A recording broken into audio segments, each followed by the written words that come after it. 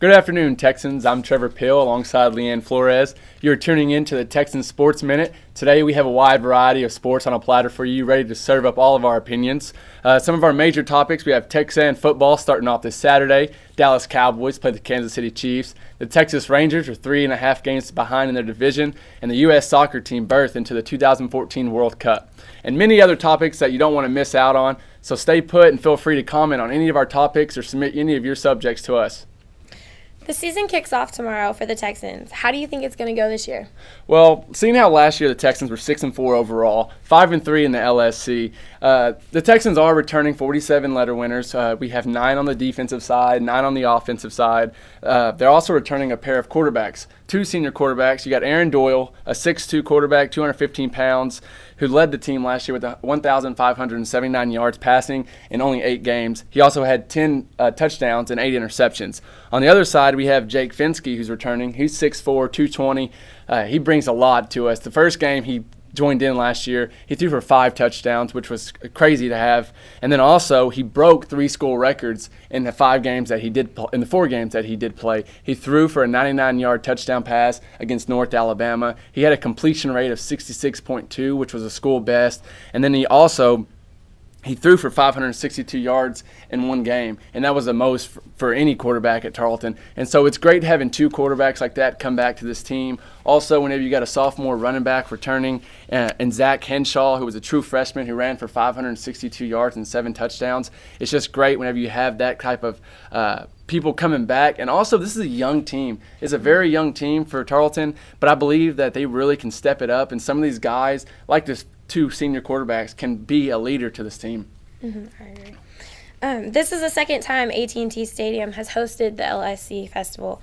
Texans winning last year. How do you think they fare against the number 15 Midwestern State? Well, last year, Midwestern State was an unbelievable team. They were started off in the polls. They were number 4 in the LSC, number 4 in the Division II football. They also returning 46 letter winners, but they're returning 23 on the defensive side and 21 on the offensive side. It will be a tough game for the young Texans. But it was an upset last year. I just think that it's great that the Texans are going to be playing at AT&T Stadium at 4 p.m. tomorrow. I think that they'll be able to, if they can pull this upset off, it'll be great for them in the LSC, just because everyone will be there. It's the LSC Festival kicking off yesterday, actually. And so you got games yesterday, today, tomorrow. And so it's an awesome atmosphere to be up there, and it's awesome to be on the Cowboys field. The Texans head to Colorado for their second tournament of the season. They also had their first home game on Tuesday against Texas Wesleyan, where they had a slow start but beat the Lady Rams in 4 games. What do you think we can expect from the Texans this season? Well, the Texans are returning 13 letter winners. Some of the girls are awesome. Jasmine Brown is having a career season already. I mean, she's an unbelievable blocker. And then you also got to see that last year they started off 3-2. They were 2-2 in the first tournament, come home, won their first game, 3-2 just like they are now, and they're heading to Golden, Colorado for a 4-game tournament up there. And I think that the Texans really can make a push to get past the first round, the second round, the playoffs, because this team is starting to come together. They have a lot of great girls that are just fierce competitors, and so it's an awesome atmosphere, and I look for the Texan volleyball team to make an impact this year. Speaking of Tarleton Athletics has launched a sports app. It's compatible with all iOS, Android, and Kindle Fire devices. Now you can keep up with the latest scores, stories, and more for Texan and Texan sports. Download the app now by searching TSU Sports in your app store. With Peyton Manning and Eli Manning set to kick off Sunday at MetLife Stadium in New York, who has the upper hand, the older or little brother? Well, we all remember the funny commercial they did with football in your ear where Eli had the best lines in it.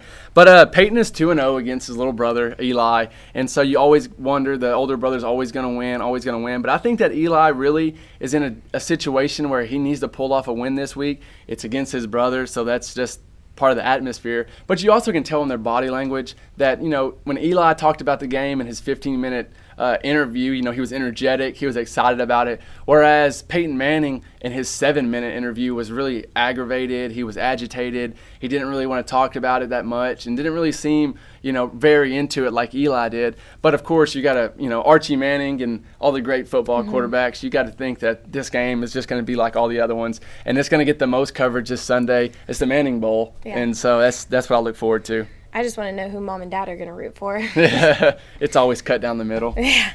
The Texas Rangers were swept by the Pirates this week.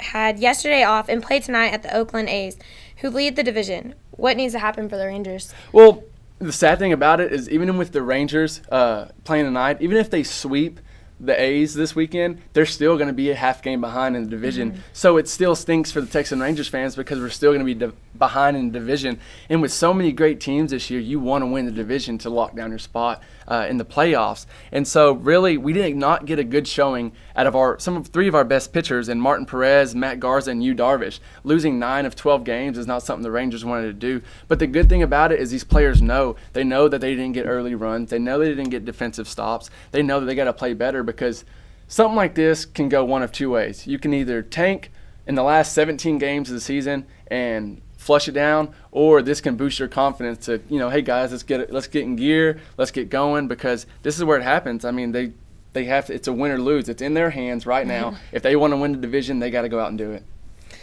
Well, the Dallas Cowboys defeated the New York Giants in their season opener, making many fans excited about the season. What can we expect from the Cowboys this weekend? Another win or a collapse? Well, let's not get carried away, actually, because you got to think last week against the Giants when they had, there's 6 takeaways and you only win by 5 points. That's not always going to happen. If you give another team 6 takeaways, they're going to take advantage of that. And they're also playing the Kansas City Chiefs, who defeated Jacksonville 28-2.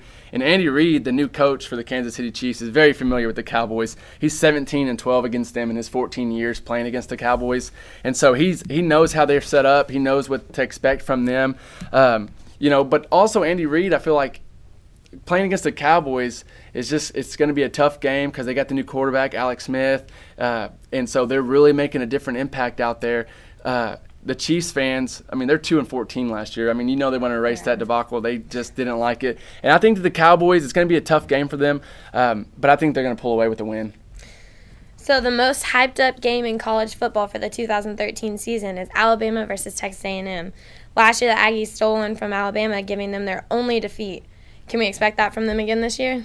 My answer to that is no. I don't think the Aggies are going to pull off a win at all. It's just not going to happen in my eyes. When you're Alabama and you don't lose very much, you hold on to those losses for revenge. And so going back 50 years, like Bear Bryant, the best coach hands down at Alabama, every time they lost, like in 1960, whenever he lost to Tennessee Volunteers, the next year he beat them 34-3. Same thing the following year when they lost to Georgia Tech by 1 point. They beat them by 16 the next year. And it goes back to 2 years ago when they played LSU, when they lost to them regularly, but then they demolished them in the national championship. Was it 21-0, and they didn't even let them score. And so it bounces off like that, but I just think that there's a lot of hype around this game, which is going to live up to it. I think it's going to live up to the hype. I think it's going to live up to the cost, which we'll get there next. I think that it's just going to be a great game, but I think that Alabama has that revenge in there, and that defense, all that defense wants to do is get a hold of Johnny Manziel. Well, the Aggies have a strong class of 2014 under their hands. Johnny Manziel on the offense and freshman defensive back out of Orange, Texas, Alex Caesar, making stops for the defense. Alabama's really going to have to prepare for Kyle Field and just the noise in general of Kyle Field being so loud. I know Nick Saban, head coach for the Tide, says that his plan for stopping Johnny football is to make him play some yard ball. Yeah. So we'll just have to see. And then I know he decked out the entire Bama football facilities in maroon and white with constant streaming of the game from last year. So we'll see if the preparation from the Tide pans out or if A&M takes the victory again. It'll be tough. So if you're looking to attend the game, it's a win-loss situation, especially for us young college kids with no money. Yeah, that's right. I mean, this game is unbelievable. I mean, it's going for $763 the average ticket. That is crazy. That'll go a long way for me. I don't have the money to spend like that. That's $50 more than last year's, or 2011, number 1 Alabama versus number 2 LSU's game. Noted as the game of the century, but now this game is, I think this game is blown out of proportion. I don't think, and it makes me go back to think when everyone said A&M wouldn't fare in the SEC, and now look at them how they've got the dominating. number 1 ticket. Yeah, they got the number 1 ticket price overall ever now, and it's just unreal to me to go from that to now we're talking about Johnny football. We're talking about the prices of Alabama, who last year they were like Alabama's going to destroy Texas A&M, which I thought as well. And look what happened. And so it varies, but this costing so much money that you either, if they go out there and it's a blowout and it's a dead game, then man, that's $763. Yeah, it's a lot of money down the drain. My luck, I'd pay $763 and be stuck behind a pillar. And so you just never know. But I think the game will be worth it. I think the money, I wouldn't say would be worth it because you're paying $763 for a 3-hour football game. But then again, all that hype, all the atmosphere out there is going to be electric and it's going to be amazing. I know even the tailgating is going to be crazy. Yeah. With Week 2 already underway, some high-profile teams left Week 1 under the loss column. Who are your Week 2's must-win teams? Well, 2 of them come out of the same division, which is the NFC East. And that is, first one is the Redskins. But the Redskins are also playing the Packers, who I think are a must-win as well, because both teams start off 0-2, but both teams are in tough divisions. I mean, you got to think that the Green Bay is playing against they're playing against the Vikings. They're playing against they're playing against the Bears. They're playing against the Lions. And so you got a tough division right there. Then you got the NFC East for the Redskins, who got the Cowboys, the Eagles, the Giants. And those are going to be tough. And you don't want to start off 0-2 because you got to think about it. You start off 0-2, that kind of lowers you down. And people are like, it's early in the season. There's nothing to be worried about. But then again, this could really lower the team down just because of all the OTAs put in, the mini camps, the off season. You got to think all that thrown into one, and you start off 0-2, 0-3, just starts lowering down your confidence. And my other team is out of the NFC East as well. It's the Giants. And it's going to be tough for them as well when they're playing the Broncos. It's going to be a very tough game for them. The Giants really are playing the Broncos again. This is Peyton, Eli, like I said, the Manning Bowl. But the Giants don't want to start off, 0-2 because that's going to be tough for them in the NFC East because that is a strong division this year. We've seen that with Philadelphia, and we know the Redskins have a great team. It's just slowly getting RG3 back in rhythm because, he was off with his knee ACL injury, and so he's been out, and this is his first game. This is his first game since he didn't play at all in the preseason, so that was a tough outing against Philadelphia. But I think one of those teams is going to walk away with a loss, of course, and one's going to walk away with a win with Green Bay and Redskins. And so it's going to be trouble for one of the other teams, and there's going to be a red flag for one of them. Well, the Wednesday, the USA soccer team qualified for the World Cup in 2014. What do you think this means? Well, it was a great win over Mexico in Columbus Crew Stadium. They won 2-0. It came 6 months after losing their first qualifying match. And also, it didn't come easy. They were missing 4 of their top players due to injuries, due to suspensions, and also came with a little help from Honduras tying Panama 2-2. It was a record year for victories for the U.S. soccer team, winning 14 in 2003 calendar, which is the most ever in a calendar year. But most importantly, what does it do for the soccer team? Well, the World Cup, since birthing into it, no matter what, you all start off in group play. Now, group play is what everybody goes to. And so no matter what, if you lose in group play, the soccer team's still walking away with $12.5 million, which is going to help the team tremendously. Now let's think if you get past group play and you go to the quarterfinals, you're walking away with $25 million. And it goes up from there. And not only that, the U.S. soccer team's Nike sponsorship expires in 2014 as well. And so making this World Cup, and as long as they can make a push and hopefully just get out of group play, which they fairly can do that. I think that'll be great for them. I think the Nike will sign back with them, and it'll bring a lot more money to the U.S. soccer team and help them out tremendously. Well, we hope you enjoyed the show. Again, I'm Leanne Flores alongside Trevor Peel. This has been a product of the Texan News Service. You can follow us on Twitter at Texan News Sports, and even tweet us some of your topics and ideas for us to use on the next week's show. You can read up on your daily news and sports at texasnews.net. We have special thanks to Alyssa Wynn for producing today.